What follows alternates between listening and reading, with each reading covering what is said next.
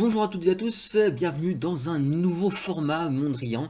Je sais pas trop ce que ça donne, je viens de tester de le faire en live, c'était de la merde, ça frisait pas mal. Donc je vais essayer de l'enregistrer chez moi et on verra ce que ça fait si jamais je peux en faire une vidéo correcte.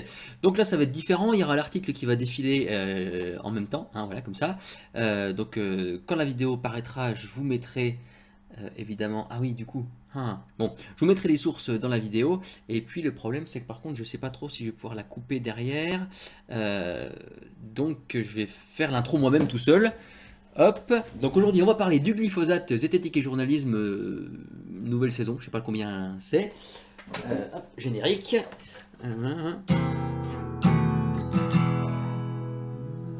Voilà, super. Et donc c'est parti. C'est l'Obs, enfin, c'est celui que j'ai repéré en premier en tout cas, c'est l'Obs qui fait cette horreur. Alors je dis l'Obs, mais évidemment ils l'ont tous fait. Hein. C'est Génération Future qui fait une étude et qui leur a filé de la merde, parce que c'est vraiment dégueulasse. Donc le point, l'Obs, Novetic, je sais pas ce que c'est, LCI, Les Échos, Le Monde, RTL, L'Internaute, Actu Orange, Le Télégramme, France Soir, Top Santé, Santé Magazine, Médicide, Sud-Ouest, Pourquoi Docteur, puis après les trucs qui n'ont pas vraiment de crédibilité, reporter, radin, conso globe, enfin les conneries. Marianne, j'ai vu en bas aussi, il me semblait que j'avais vu le Huffington Post qui avait fait de la merde. Bref, qu'est-ce que ça nous dit? L'ONG Génération Future révèle que de nombreuses marques de céréales courantes contiennent des traces de ce désherbant hautement toxique. Alors déjà, il n'est pas hautement toxique, il est toxique, parce qu'il y a des trucs dedans. Et le problème, c'est que c'est pas le glyphosate qui est toxique en lui-même, mais c'est plutôt ce qu'on met autour, hein, les tensioactifs, etc. Le glyphosate en lui-même, ça va, il est toxique, mais à des doses, il faut quand même bien charger la mule. Alors quel est le problème? Si l'on est un peu informé, ça commence très très mal parce que la suite de l'article montrera qu'il n'est pas du tout informé, c'est problématique. On sait que les céréales ne sont pas trop top pour le plan nutritionnel, trop de sel, trop de sucre, etc., etc., etc. Génération Future, une ONG spécialisée dans les questions de santé environnementale. Alors non, non, ils ne sont pas du tout spécialisés. S'ils étaient spécialisés là-dedans, ils ne feraient pas un article de merde à chaque fois qu'ils font un article. Hein. C'est quasiment du 100%. Si Génération Future, ils sont spécialisés dans l'environnement, si vous voulez, Barbarin, il est spécialisé dans la défense des petits-enfants. Hein. En gros, on en est à peu près là. En effet, le glyphosate est le désherbant chimique. C'est toujours bien de rajouter chimique. Ça a deux avantages. Le premier avantage, c'est que déjà, au moins, on est sûr que la personne ne sait pas de quoi elle parle. Sinon, elle n'a pas marqué chimique. Et le deuxième, en termes de lectorat, ça a tout de suite un impact, puisque si c'est chimique, c'est dégueulasse. Le contenu de ce verre est chimique, hein, mais c'est de l'eau. Donc quand on dit chimique, en fait, on ne dit rien. On ne parle pas ni de dangerosité, ni de que dalle. Le plus utilisé au monde, un pesticide que le public connaît surtout sous la marque Roundup produit par Monsanto. C'est toujours bien, c'est la même chose, de rajouter Monsanto, hein, parce que Monsanto, même si ça fait 17 ans qu'ils n'ont plus le monopole du glyphosate, bon, ils l'utilisent toujours. Donc même si c'est pas de leur faute, tant pis, c'est quand même bien. On se rappelle, hein, Agent Orange, guerre du Vietnam, etc. Monsanto, c'est le grand vilain, quoi. Ensuite, on parle du CIRC. Le CIRC l'a classé cancérigène probable chez l'homme. Je vous rappelle que la classification du CIRC a été largement critiquée par la communauté scientifique parce qu'elle est un petit peu bancale. Voilà, je vous mettrai encore les liens en description.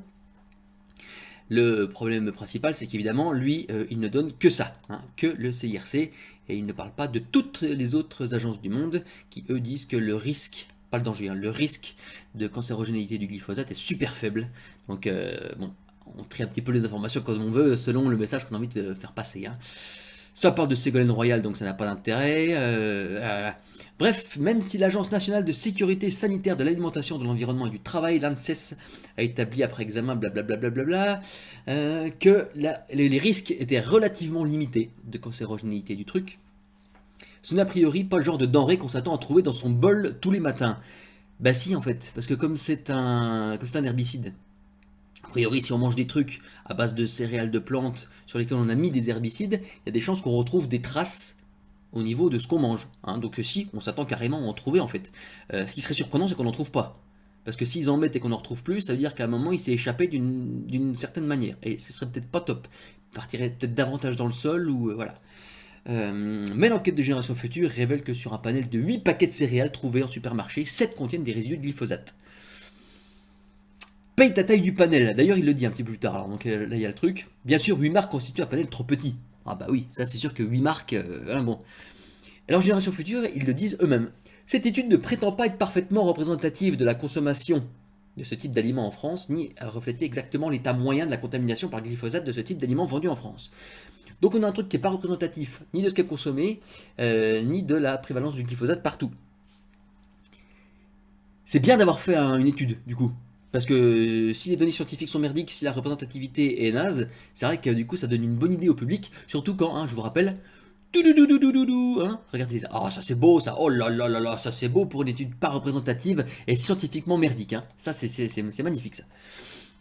Mais il y a fort à parier que sur un panel plus large, les conclusions ne seraient pas radicalement différentes. Alors déjà fais-le, et puis pas radicalement différentes de quoi en fait? Parce que le problème c'est que les traces de glyphosate elles sont en deçà des limites à partir duquel ça devient problématique, hein, pour la santé. Bien en deçà même d'ailleurs.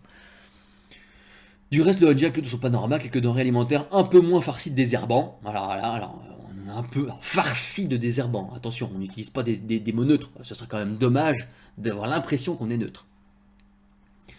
Rappelons qu'en plus d'être un probable cancérigène, un petit peu de nuance, probable cancérigène, ça vaut vachement le coup de nous faire toute une cacophonie. Le glyphosate est un tératogène, d'après les recherches du professeur Andrés Carrasco de l'université de Buenos Aires. Et un hépatotoxique, il détruit les cellules du foie. Mais bon, il est soupçonné de l'être, donc c'est pareil, quand on est soupçonné, c'est pas mal d'émettre des liens, mais les liens, on les attend toujours, il n'y a pas de source, à part donc la merde de Génération Future, avec un beau truc toxique là au milieu, c'est magnifique. Là, il y a une vidéo qui se lance, donc ta gueule. Rappelons enfin que le devenir de cette substance est en suspens à la Commission européenne. Plusieurs pays, blablabla, mais les lobbies veillent. Ça, c'est intéressant pour finir un article. Donc, tu peux avoir écrit de la merde dans ton article, c'est d'ailleurs le cas, hein, Arnaud Gonzague, t'as fait un boulot qui est dégueu. D'ailleurs, je suis passé voir ton Twitter, c'est très dégueu, même en règle générale, ce que tu produis. Faut arrêter.